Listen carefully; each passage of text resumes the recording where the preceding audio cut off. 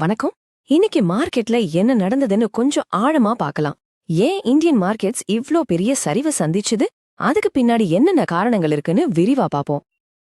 இன்னைக்கு நம்ம என்னென்ன பார்க்க போறோம்னா, முதல்ல மார்க்கெட் பிரஷர், ரெண்டாவது இந்த டாரிஃப் உயர்வால இம்பாக்ட், மூணாவது இன்ஸ்டிடியூஷனல் இன்வெஸ்டர்ஸ் என்ன பண்ணாங்க, நாலாவது எந்த செக்டார்ஸ் ஏறிச்சு எது இறங்கிச்சு, அஞ்சாவது சில முக்கியமான ஸ்டாக்ஸ பார்க்கலாம், கடைசியா இதுக்கப்புறம் என்ன நடக்கும்னு ஒரு பார்வை.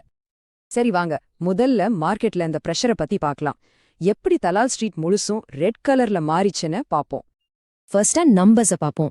சென்செக்ஸும் நிஃப்டி 50யும் இந்த வாரம் 2% மேல விழுந்திருக்கு. ஆனா உண்மையான அடி வாங்கினது யாருன்னு பாத்தீங்கன்னா mid cap and small cap தான். Nifty mid cap 100 3.3% சரிஞ்சிருக்கு.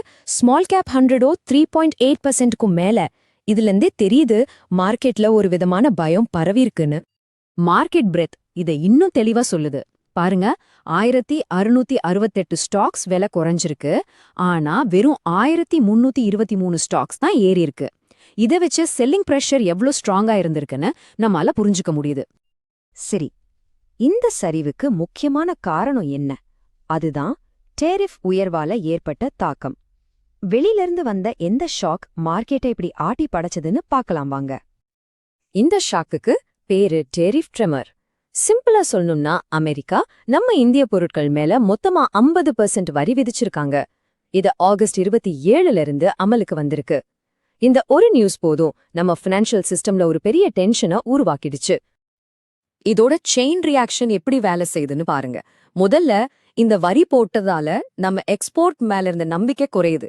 இதனால ஃபாரின் இன்வெஸ்டர்ஸ் இந்தியால இருக்கிறவங்க சொத்துக்களை விற்க ஆரம்பிக்கிறாங்க. இதனால என்னாகும், நம்ம ரூபாயோட மதிப்பு பயங்கரமா சரியுது. அப்புறம் இம்போர்ட் காஸ்ட் அதிகமாகி இன்ஃப்ளேஷன், அதாவது பணவீக்கம் அதிகமாகுது. இது ஒரு நெகட்டிவ் ஃபீட்பேக் லூப் மாதிரி. இந்த பிரஷரோட ரிசல்ட் ரொம்பவே மோசம். நம்ம இந்திய ரூபாய் யுஎஸ் டாலருக்கு எதிரா 87.9650ங்கிற ஆல் டைம் லோவுக்கு போயிடுச்சு. யோசிச்சு பாருங்க, இது எவ்வளோ பெரிய இம்பாக்ட்னு. ஓகே, அடுத்து இன்ஸ்டிடியூஷன்ஸ் பக்கம் போலாம். இங்க ஒரு பெரிய டிவைட் இருக்கு. ஃபாரின் மணிக்கும் டொமெஸ்டிக் மணிக்கு நடுல நடக்கிற இந்த டக் ஆஃப் வார் பத்தி பாப்போம். இங்க பாருங்க, இதுதான் ரொம்ப இன்ட்ரெஸ்டிங்கான விஷயம். ஃபாரின் இன்வெஸ்டர்ஸ், அதாவது எஃப்ஐஐகள் 3856 கோடி ரூபாய்க்கு நெட் செல்லிங் பண்ணிருக்காங்க. ரொம்ப அக்ரெசிவா எஃப்என்ஓல ஷார்ட் போயிருக்காங்க. ஆனா அதே சமயம் நம்ம டொமெஸ்டிக் இன்வெஸ்டர்ஸ் டிஐஐகள் 6920 கோடி ரூபாய்க்கு நெட் பையிங் பண்ணிருக்காங்க. டிஐஐகள் மார்க்கெட்டை தாங்கி பிடிக்க முயற்சி பண்ணாலும் இப்போதைக்கு எஃப்ஐஐகளோட அக்ரெசிவ் ஷார்ட்டிங் தான் மார்க்கெட்டோட டைரக்ஷனை முடிவு பண்ணுது. சரி, இந்த ரிஸ்க் ஆஃப் சென்டிமெண்ட் செக்டர் லெவல்ல எப்படி இருந்துச்சுன்னு பார்க்கலாம். இன்வெஸ்டரோட பயம் எப்படி ஒவ்வொரு செக்டார்லயும் வெளிப்பட்டுச்சுன்னு பார்ப்போம். இந்த சார்ட் பார்த்தாலே ஒரு கதை புரியும். ஒரு பக்கம் நிஃப்டி ரியாலிட்டி 1.33% விழுந்திருக்கு. குளோபல் மார்க்கெட்டோட கனெக்ட் ஆகியிருக்கிற செக்டர்ஸ் எல்லாம் அடி வாங்கியிருக்கு. ஆனா இன்னொரு பக்கம் பாருங்க, நிஃப்டி எஃப்எம்சிஜி 0.95% ஏறி இருக்கு. இதுல இருந்து என்ன தெரியுது? இன்வெஸ்டர்ஸ் எல்லாரும் சேஃபான நம்ம டொமெஸ்டிக் கன்சம்ஷனை நம்பி இருக்கிற செக்டர்ஸ் பக்கம் போறாங்க. இந்த ஃப்ளைட் சேஃப்டி இன்னும் கொஞ்சம் டீப்பா பார்த்தா reality, oil and gas, auto, IT இந்த செக்டர்ஸ் எல்லாமே லூசர்ஸ் லிஸ்ட்ல இருக்கு. வின்னர்ஸ் யாருன்னு பார்த்தா எஃப்எம்சிஜி அண்ட் கன்சியூமர் டியூரபிள்ஸ். இது ஒரு தெளிவான சிக்னல். எல்லாரும் டொமெஸ்டிக் சேஃப்டியை நோக்கி ஓடுறாங்க. ஓகே, இப்ப சில முக்கியமான ஸ்டாக்ஸை மட்டும் தனியா எடுத்து பார்க்கலாம். 4 கம்பெனி, ஆனா 4மே வேற வேற கதை. இதை பார்த்தா மார்க்கெட் மூவ்மெண்ட்ஸ் இன்னும் நல்லா புரியும். ஈவி செக்டார்ல 2 இன்ட்ரெஸ்டிங்கான ஸ்டாக்ஸ் இருக்கு. ஏதர் எனர்ஜி 5.56% ஏறி இருக்கு. ஏன், 2 வீலர்ஸ்க்கு ஜிஎஸ்டி குறைக்கலான்னு ஒரு ஸ்பெக்குலேஷன் போயிட்டு இருக்கு. இது ஒரு ஸ்டோரி ஸ்டாக் ராலி, எதிர்கால நம்பிக்கையில ஏறினது. ஆனா ஓலா எலக்ட்ரிக் 2.30% ஏறி இருக்கு. அதுக்கு காரணம் PLI சர்டிஃபிகேஷன் கிடைச்சதுங்கிற ஒரு உறுதியான நியூஸ்.